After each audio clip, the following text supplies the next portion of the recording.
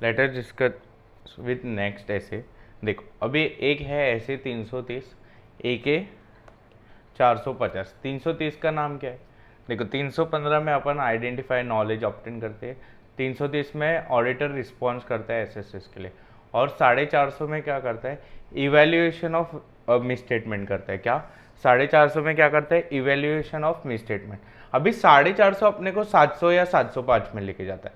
मतलब 700 अगर unmodified opinion देना है तो, और 705 अगर मॉडिफाइड ओपिनियन देना है तो वो उसमें क्वालिफाइड एडवर्स और डिस्क्लेमर है।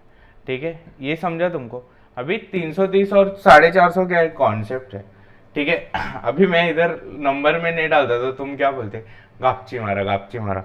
तो इसके लिए मैंने नंबर में ऐसे ही डालने के लिए, बट इसमें मैंने 2 क्वेश्चन उधर छोड़ दिए थे 315 में, वो मैं डिस्कस कर रहा हूँ इंपॉर्टेंट वाले। ठीक है, तो 303 क्या है? Auditors response to assess risk, और 450 में वो इवेल्युएट करेगा मिस स्टेटमेंट, फिर 450 उसको 700 या 705 में लेके जाएगा। अरे हाँ ना। चलो अभी जो क्वेश्चन, ये 2 इम्पोर्टेंट है भाई, इम्पोर्टेंट नहीं, एकदम बवाल इम्पोर्टेंट।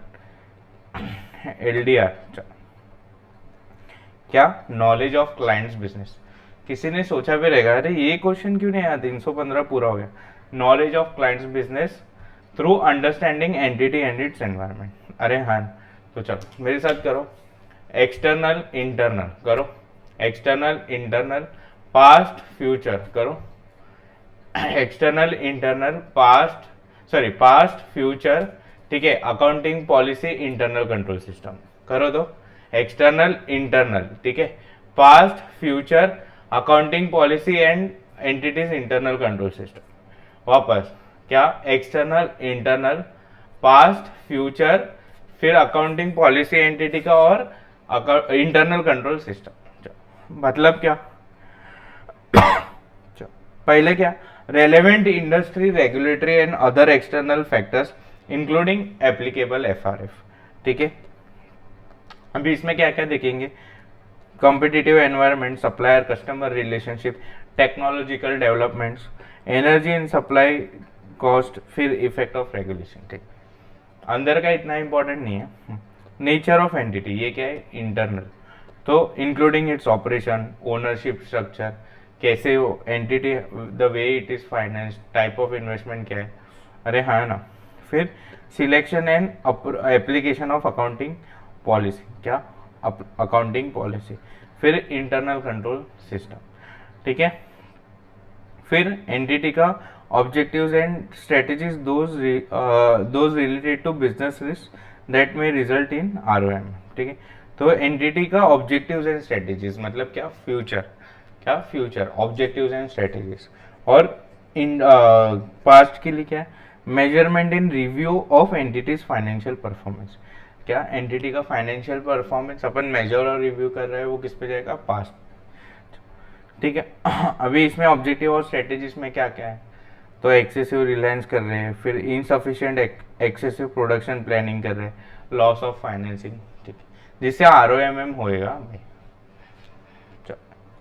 तो क्या है बताओ, चलो वापस करो। External internal past future accounting policy entity का इंटरनल कंट्रोल सिस्टम।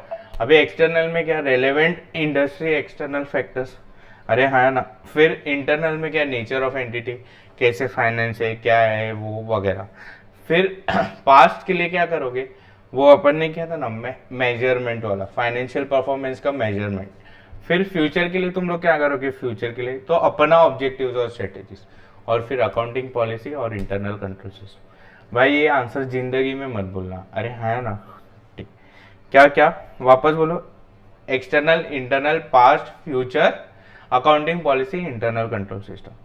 ठीक है, तो external factors, nature of entity, उसका ये सब, फिर ये अपना उसका परफॉर्मेंस जो अपन रिव्यू करते हैं वो किधर आएगा? पास्ट में, objective strategy, future accounting policy internal control. इतना बस है मेरे हिसाब से याद कराना। ठीक है, फिर advantages and disadvantages of audit program, ये भी एकदम इंपॉर्टेंट क्वेश्चन है। ठीक है, ऐसे क्वेश्चन आ रहे नहीं है एडवांटेजेस डिस, बट एक दिक्कत क्या है मालूम है? ये अगर तुमने सजेस्टेड से मैच नहीं किया और टोका तो फिर हो गया ना तुम्हारा। अभी क्या बोलना यूट्यूब पे। चलो advantages and disadvantages of audit program, ठीक है। तो एडवांटेजेस क्या है, पहला तो total and clear set of instruction है, क्या टोटल, टोटल क्या total and clear set of instruction, ठीक है।